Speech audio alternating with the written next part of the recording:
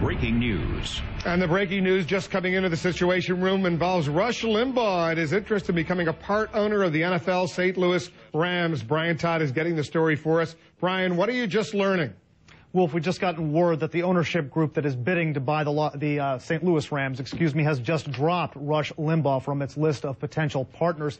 That group just releasing a statement from Dave Checketts, its chairman, saying, quote, of Limbaugh, it has become clear that his involvement in our group has become a complication and a distraction to our intentions, endangering our bid to keep the team in St. Louis.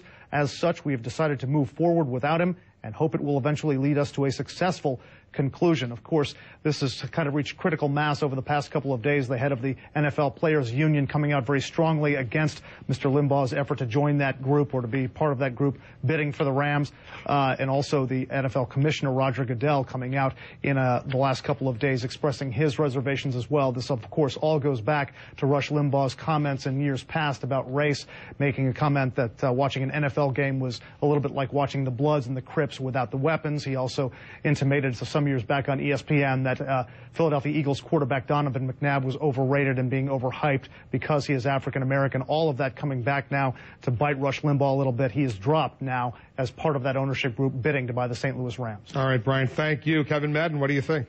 Well, I think this was a business story that unfortunately became a political story, and now it's going to go back to being a business story. The business part of it just goes to show you that at the end of the day, business is about doing business. They had to move forward because of a distraction. On the political side, I'm somewhat troubled that someone in America who would want to join in a business venture would be dissuaded from discouraged from doing so because he has political adversaries out there that want to prevent him from doing so. How do you feel, Ariana?